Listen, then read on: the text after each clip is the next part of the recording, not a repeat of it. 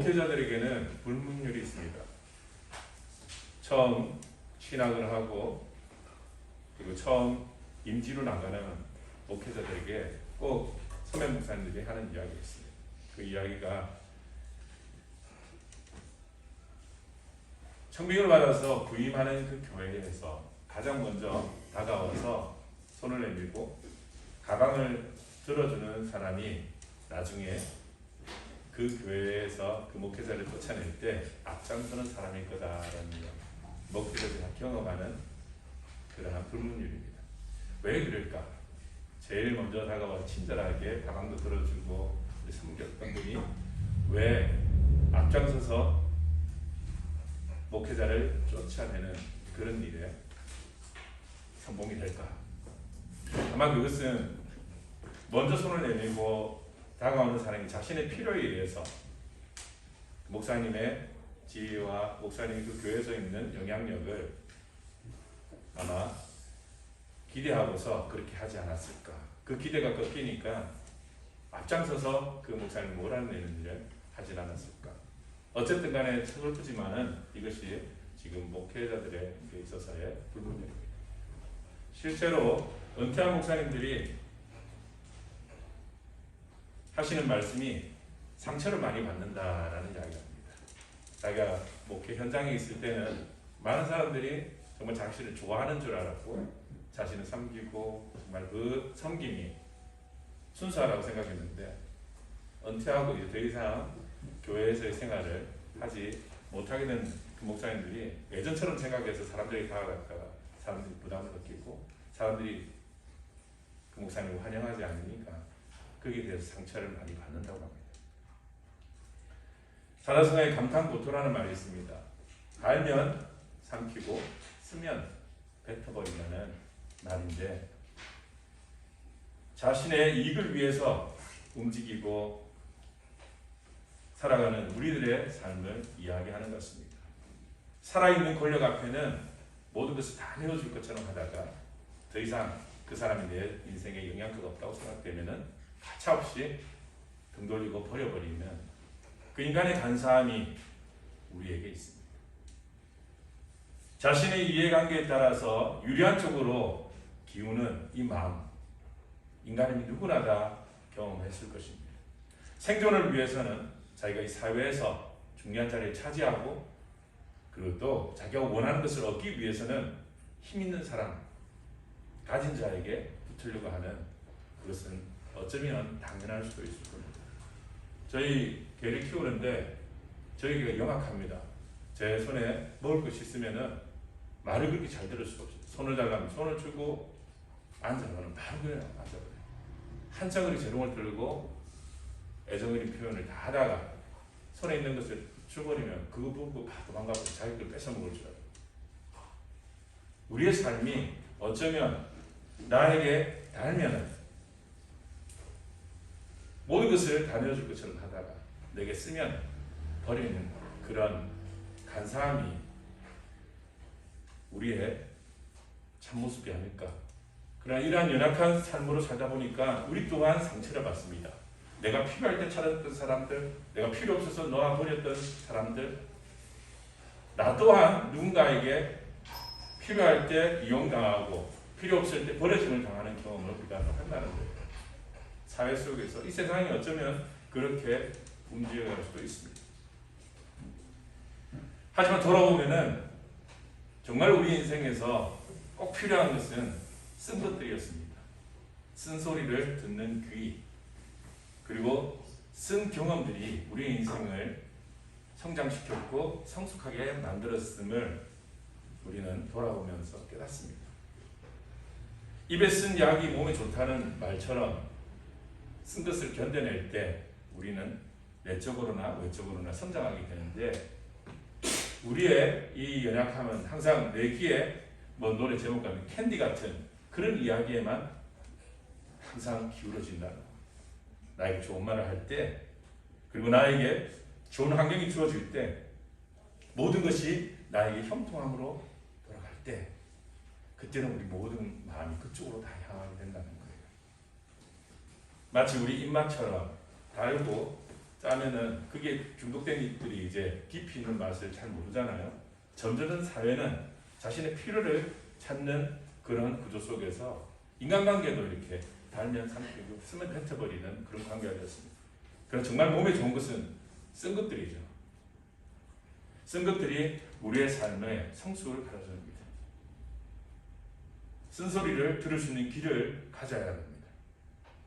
쓴 경험들, 힘들고 아픈 경험들을 자기 안에서 정화해가며 성숙하는 그러한 경험들을 우리는 살려내야 됩니다. 근데 우리는 단 것을 찾고 있습니다. 모든 것이 다 순탄하게 가기만을 바라고 사람도 조금 불편하면 더 이상 그 사람은 돌아보지 않으려고 합니다. 내가 필요할 때만 찾고 더 이상 내게 필요 없다 생각되면은 노력도 하지 않습니다. 어쩌면 우리 안에 있는 나쁜 본성, 이 죄의 본성이 텐데 이 죄의 본성을 다스리 그 능력이 우리 자체에게 없다는 겁니다. 문제는 뭐냐면 이러한 우리의 죄의 본성이 신앙의 이름으로 우리에게 다가온다는 것입니다. 마치 신앙이 자신이 원하는 것, 자신이 필요한 것들을 붙잡을 수 있는 힘인 것처럼 또 그것이 온전한 신앙이고 그것이 신앙의 열심인 것처럼 우리가 생각하며 살아간다는 겁니다. 오늘 본문에 보면은 종료주일의 말씀이 나옵니다. 오늘 종료주일입니다. 그리고 고난주간을 거쳐서 다음 주 이어지는 주가 부활절입니다. 교회는 그렇게 절기를 지키는데 오늘 종료주일 말씀에 항상 이 말씀들을 각 교회들이 전하고 있을 겁니다. 본문에는 예루살렘에 입성하는 예수님의 모습을 아주 상세히 기록하고 있고 다른 성경에서도 이 이야기를 기록하고 있습니다. 예수님께서 그 성에 들어올 때에 아주 많은 군중들이 예수님을 환호하고 종려가지를 꺾어서 축하하면서 마치 왕이 귀환하는 것처럼 아주 성대한 그러한 축제가 일어났습니다. 그런데 이 이야기가 불과 며칠 뒤에 호산나 우리를 구원하소서가 외쳤던 그 열광하는 군중들이 며칠 사이에 그 예수님을 조롱하고 저주하며 십자가에 못 박아놓던 사건이 오늘 이 말씀과 그리고 이어지는 말씀의 예수님의 사건입니다. 어떻게 며칠 사이에 이렇게 화냈다가 또 며칠 사이에 그분을 십자가에 못 박으러 저주하는 사람이 되어갈까? 이들의 그 신앙의 동기가 뭘까? 예수님을 쫓고 예수님을 추구했던 그 동기가 뭘까를 우리가 살펴보아야 합니다. 우리가 첫 번째로 살펴볼 수 있는 게 군중들의 신앙은 그냥 자신들의 기대 그 자체였다는 겁니다. 우리가 오해하고 쉬운 것이 바로 이겁니다. 내가 기대하고 내가 바라는 것이 나의 신앙이라고 착각하는 것. 기독교는 그렇지 않습니다. 여러분이 어떤 신앙을 갖고자 한다면 여러분의 기대와 여러분의 바람을 가지고 그것이 신앙을 갖는 동기가 될 수는 있을 것입니다. 그냥 하지 마세요. 안 했었겠어요. 글자 잘 안 보이죠, 다. 그런데 이러한 동기가 신앙의 불순물이 되기도 합니다. 처음에 교회를 발을 들일 때는 저마다의 바람을 가지고서 교회 생활을 하기 시작합니다. 교회 와서 말씀도 듣고 사람들을 만나면서 위로받고 싶어하고 세상에서 경험하지 못한 그러한 사랑을 구하고 그리고 이 교회 생활에서 그것을 얻을 수 있다고 그리고 확신합니다. 그리고 그것이 잘 되지 않죠. 어차피 교회에 모인 그 사람들 또한 다들 결핍이 있고 다들 부족하고 다들 목마름이 있는 사람들인데 지나친 기대를 가지고 오면은 항상 이 사람은 큰 상처를 받을 수밖에 없습니다. 신앙의 동기가 이처럼 자신의 기대가 될 때 이 신앙은 오래 가지 못합니다. 정말 교회 가면 천사 같은 사람들이 있겠지. 세상에서 내가 이해받지 못하고 용서받지 못했는데 교회 오면 다 용서받겠지. 그런 기대를 품고 있다는 겁니다. 세상에 만난 친구들은 필요할 때는 찾고 필요 없을 때는 버리는 그런 친구들이지만 교회 사람들은 그렇지 않겠지라고, 목회자는 그렇지 않겠지라고. 그래 다 부족한 사람들 아닙니까? 교회에 있던 세상에 있던 누구나 다 그 연약함을 어떻게 극복하기가 쉽지가 않습니다. 물론 우리 모두가 거기에 대한 실망을 주는 삶을 살지 말아야 되겠지만은 이미 기대를 그만큼 하고 오는 사람들은 어쩔 수가 없어요. 그래서 신앙의 동기가 이렇게 자신의 욕망과 자신의 욕심이 동기가 되어지면은 결국은 무너질 수밖에 없습니다. 예수님께서 예루살렘에 입성하는 이 장면에서 군중들이 기쁨과 환희를 가지고서 예수님을 환영합니다. 그들은 승리의 상징인 종려 가지를 꺾어다가 흔들었습니다. 큰 장군들이 큰 전쟁을 승리하고 돌아올 때 백성들이 종려 가지를 꺾어서 흔드는 그러한 전통을 살려서 예수님의 승리를 외치면서 그 사람들이 꿈꾸는 혁명을 생각하면서 예수님이 만들 새 세상을 기대하면서 그들은 각자의 기대대로 예수님을 바라봤습니다. 예수님 정말 왕이 될 것 같았고, 그 당시 이 이스라엘 땅에는 로마가 점령하고 있기 때문에 로마의 식민 그 지배하에서 억울하고 억눌렸던 그 민중들이 이제 예수님이 오셨으니까, 새로운 왕이 왔으니까 우리의 이 식민 지배하에 있던 민족들을 해방하고 우리를 새롭게 나라를 세우게 만들고 또한 기쁨의 그날이 올 거라는 것을 기대하면서 모두 들떠서 종려가지를 흔들며 호산나 호산나 외치면서 우리를 구원하소서, 식민 지배하에 이렇게 고통당하는 우리의 민중들을 구원해 달라고 그렇게 소리를 쳤고, 그 소리를 외치면서 그들의 기대가 이루어질 수 있다고 믿었습니다. 그리고 그 기대를 담아서 예수님을 바라봤습니다. 나귀를 타고 입성하는 그 예수님을 바라보면서 그들은 꿈꿨습니다. 이제야 이루어지는구나. 우리의 과거에 그 화려했던 다윗 왕조의 그 영광을 이제야 회복하는구나. 이스라엘이 무너진 이런 모든 기초를 다시 세우고 예수님이 가지고 있는 능력과 초자연적 능력과 카리스마로 이제 우리 민족에 새로운 자유와 평화를 주는구나 기대하면서 예수님을 바라보면서 환호를 했습니다. 영광과 번영을 기대하고 그렇게 예수님을 환호했지만은 그들이 놓친 것은 바로 이겁니다. 그들의 바람과 그들의 기대가 곧 그들의 신앙이 되어버린 겁니다. 이걸 쉽게 말하면 교회 와서 여러분이 원하는 것들, 여러분이 간절히 바라는 것, 내 삶에 이루고 싶은 그러한 것들을 가지고 나옵니다. 나와서 기도를 합니다. 기도하는데 이 신앙이 하나님 뜻과 일치가 되지 않으면은 자기 욕심을 그냥 비는 거예요. 많은 사람들이 종교를, 신앙을 오해하는 사람이 있습니다. 교회 와서 빌면 다 되는 줄 알고 있습니다. 아이가 좀 더 좋은 대학을 가기를 원해서 새벽 기도를 하면서 우리가 좋은 대학 보내달라고 그렇게 기도하면 그게 신앙일까? 사업이 안 되는데 사업에 기도해가지고 잘 되길 바라면서 내가 그 기도를 가지고 와서 하나님한테 구한다면 그게 신앙이 될까? 우리 지금까지 기독교를 그렇게 이해를 많이 했을 겁니다. 과거의 우리의 선배들도 그렇게 신앙생활을 했을 겁니다. 내가 원하는 것을 얻기 위해서 종교의 수단을 이용한다고 생각합니다. 하나님을 수단으로 이용하려고 했을 겁니다. 나의 기대가 신앙인 것, 그것이 바로 우상입니다. 성경은 우상을 굉장히 경계하고 있습니다. 구약부터 신약까지 우상을 경계하고 있습니다. 왜 그렇게 경계했을까요? 인간이 가지고 있는 가장 연약한 고리가 바로 어떤 것에 힘을 발견하고 자신의 기대와 자신의 욕망을 갖게 될 때 자기 안에 우상을 품게 된다는 거예요. 인간이 가지고 연약한 부분입니다. 그래서 이런 우리의 연약함을 아시고 우상을 경계하게 하셨습니다. 우상을 섬기지 마라. 그런데 우리가 신앙을 우상으로 그렇게 붙들고 있다는 겁니다.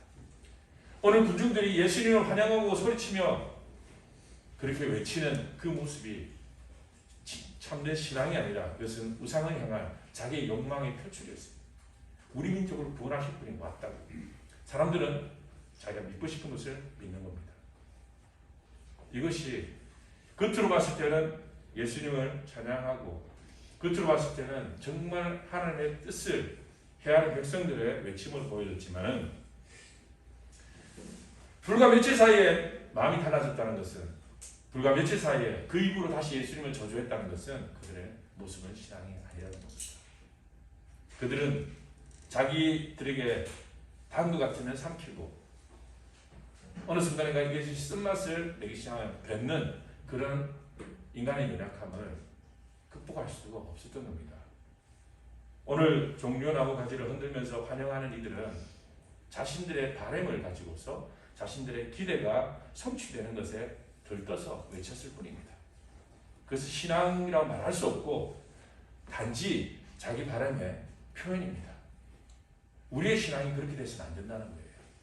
우리의 신앙은 여러분 하나님 기도할 때도 마찬가지고 신앙생활 하면서 내 욕망으로 가득 차, 내 욕심으로 가득 차 있으면 이것은 신앙일 수가 없습니다. 겉으로 보면은 신앙같이 보여요. 굉장히 열광적이거든요. 한국 교회 얼마나 열광적입니까? 찬양할 때도 정말 열광적으로 찬양합니다. 기도할 때도 그냥 앉지 않고 손을 들고서 소리를 치면서 그렇게 열광적으로 기도해요. 근데 거기서 우리가 실수할 수 있는 게 뭐냐면은 자기 욕심을 외치고 있다고. 자기 욕심. 다 기도를 들어보면 다 자기 욕심이에요. 인성은 변화가 없고 철저한 자기 성찰과 자기 고백이 없다 보니까 원하는 것만 간절히 받다 보니까 아주 이 신앙의 깊이가 없습니다. 얄팍합니다. 자기 원하는 것만을 구합니다. 그것이 얻어지지 않으면 한순간에 돌변하는 그 마음, 그것은 바로 우상입니다. 우상.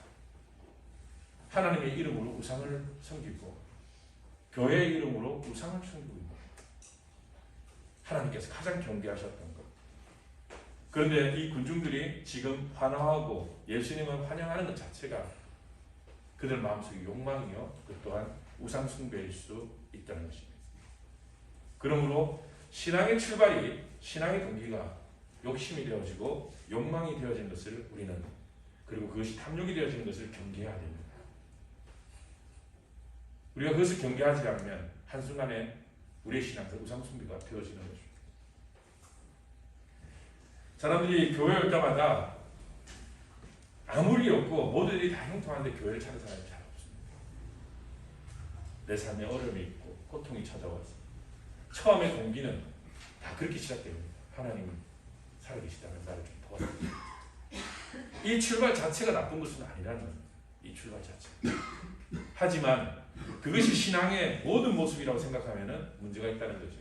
마치 예수님께서 주님 백성들을 그 배를 채우기 위해서 물고기 2마리와 보리떡 5개로 먹이셨던 그 필요를 채워주시는 예수님의 마음이 고무되어가지고 거기서 발전하지 못하고 계속해서 주님 배를 채우는 목적으로서 예수님을 찾는다면 예수님이 정말 전하고자 하는 그 복음을 그들이 받아들일 수 있겠습니까? 물고기 2마리와 보리떡 5개로 배를 채울 때 너무 좋았는데 항상 그 기대를 했겠죠. 오늘은 어떤 걸로 우리 배를 채워주실까? 그 이상 성장하지 못하는 거예요. 예수님께서는 하나님 말씀과 그리고 어떻게 살아야지 하나님 뜻을 이루는 건지 그 이야기하고 있는데 물고기 2마리와 보리떡 5개가 배를 채웠던 것만 기억하는 사람, 거기에 마음과 신앙이 멈춰있는 사람에게는 어떤 이야기도 들려오지 않는다는 거예요. 그것만 바라고 있는 거예요. 그것만 생각하고 있는 거예요. 안타까워요. 예전에 우리 학원 학생들이 굉장히 많았어요. 굉장히 많아가지고 아마 뭐 정신없이 이 학원이 운영됐던 적이 있습니다.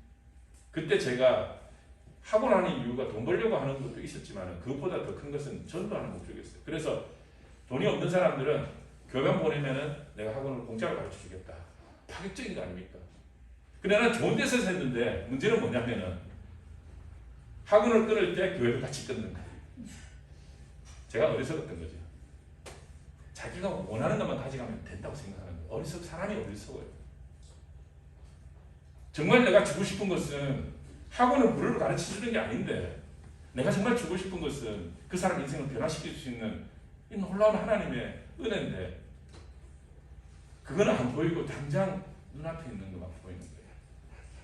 자기 귀에 단 것, 자기 입에 단 것만 삼키고 다니는, 정말 필요한 것을 받아들일 수 있는 준비가 되지 않은 사람들이 주위에 많았습니다. 오늘 군중들이 그와 같은 모습으로 예수님을 환영하고 있습니다. 그러다 보니까 이 군중들도 기복적이죠. 복만을 추구하죠. 그리고 이런 신앙의 가장 위험한 건 자아도취되는 거예요. 하나님 나만 사랑하신다. 하나님께 내 기도하면 다 이루어주신다.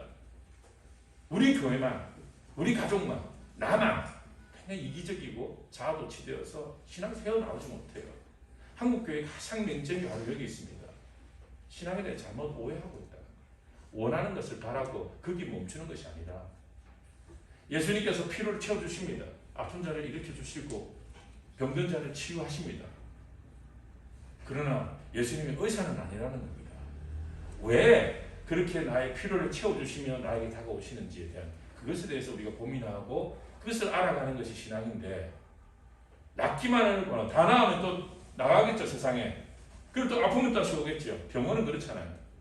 교회도 그렇게 돼서는 안 된다는 거예요. 병을 낫기 위해서 병 낫는 걸 부인하는 거 아닙니다. 예수 믿고 신앙생활 잘하면 하나님께서 기적을 보여주십니다. 병도 낫습니다. 저도 그런 경우를 몇 번 봤습니다. 설명할 수 없는, 사람이 설명할 수 없는 일을 하나님께서 하십니다. 또는 하나님 물질을 보고 주시는 경우도 있습니다. 그러한 놀라운 은혜가 하나님께로부터 오는 것은 사실이지만은 그게 목적이라면 여러분 그건 무상숭배입니다. 내가 원하는 거 받으려고 그냥 와가지고 하나님 앞에 감실 달라고 그거로만 끝난다면은 이 기독교라는 종교는 근데 그냥 저급한 종교와 별로 다를 것이 없습니다. 왜 예수님의 말씀과 왜 성경이 위대할 수 있냐면 그것을 말하고 있지 않거든요. 원하는 것을 준다고 말하지 않거든요. 오히려 성경은 뭐라고 그럽니까? 십자가를 지는 법을, 자기 십자가를 지는 것을 하라고 말씀하시죠. 자기를 부인하라고 가르쳐 주시죠. 굉장히 고차원적인 가르침입니다. 시대를 초월한 2000년 전에 어떻게 그런 생각을 했을까? 남녀가 평등하다는 것을 2000년 전에 어떻게, 지금은 여러분 당연한 거겠지만 그 당시에는 노예는 물건처럼 사고 파는 그런 때였습니다.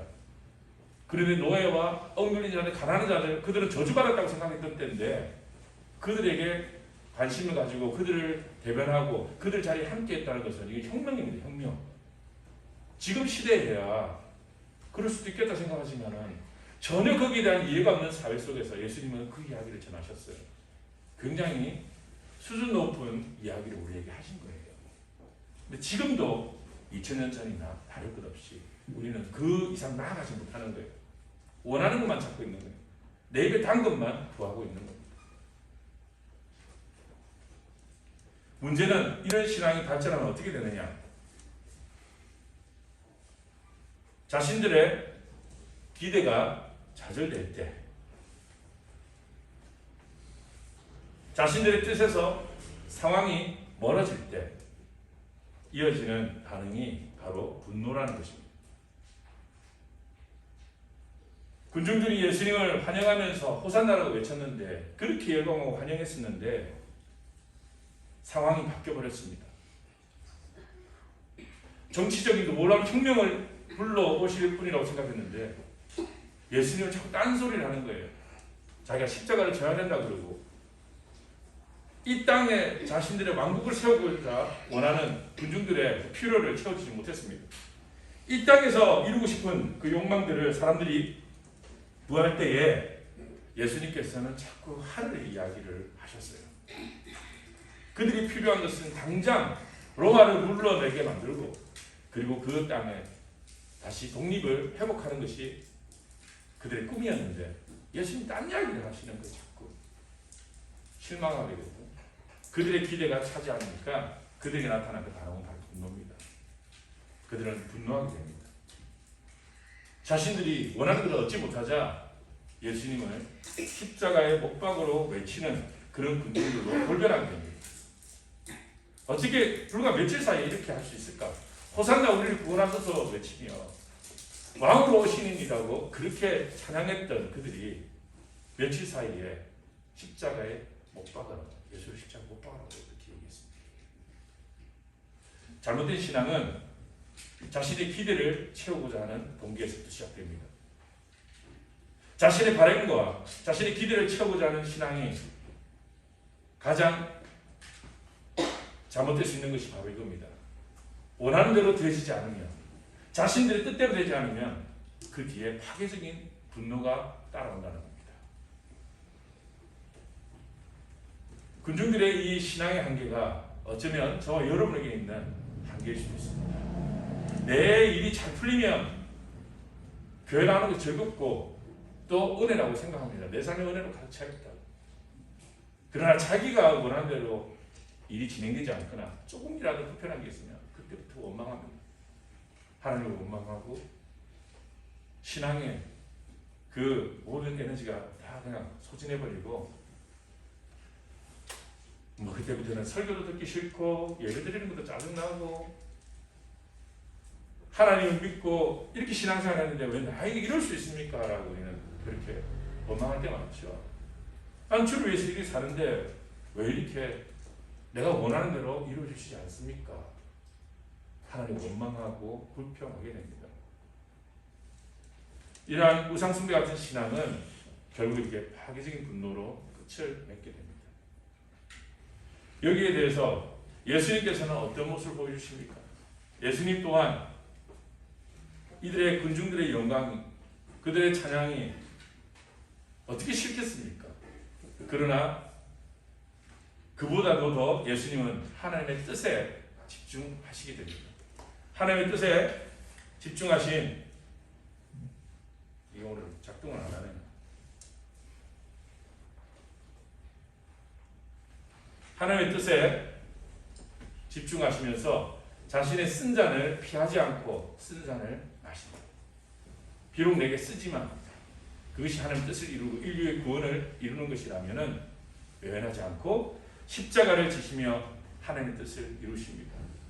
영광에 취하지 아니하고 십자가를 지는 그 골고다의 언덕을 묵묵히 걸어가십니다. 그러면서 우리에게 보여주십니다.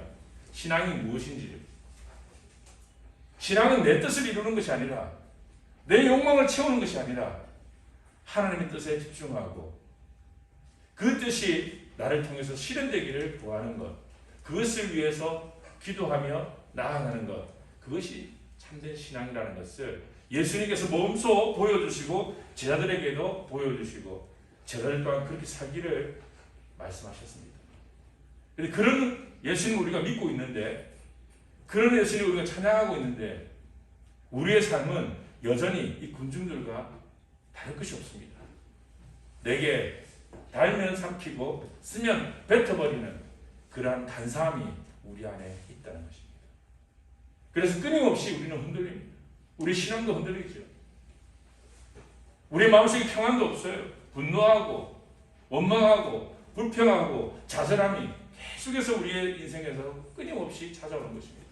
왜냐하면 우리의 신앙이 한 단계 더 진보하지 못했기 때문에, 그 깊이를 더하지 못했기 때문에 결국 그 피해는 우리 자신들에게 온다는 겁니다. 신앙생활을 해도 하나님의 은혜를 경험할 수 없고, 신앙생활을 해도 기적을 체험할 수 없고, 신앙생활을 해도 마음속에 평안을 경험할 수 없는 겁니다.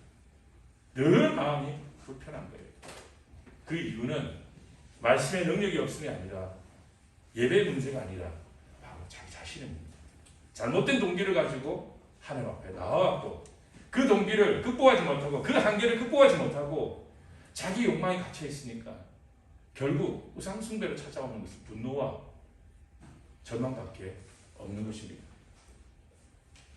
신앙은 내 뜻을 구하는 것이 아니라, 나의 기대를 채우는 것이 아니라, 내 욕망을 채우는 것이 아니라 기도하며 하나님 뜻이 뭔지를 고민하고 내 삶 가운데 나의 선택과 나의 삶의 결정들이 하나님 보시기에 부끄럽지 않은지를 돌아보며 끊임없이 하나님의 뜻을 구하고 그 뜻을 물어 걸어가는 길이 바로 신앙입니다.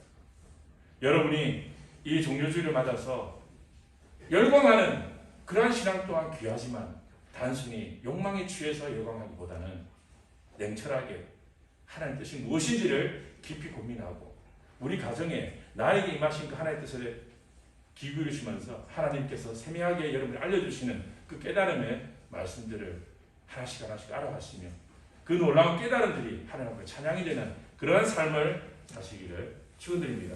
함께 기도하겠습니다.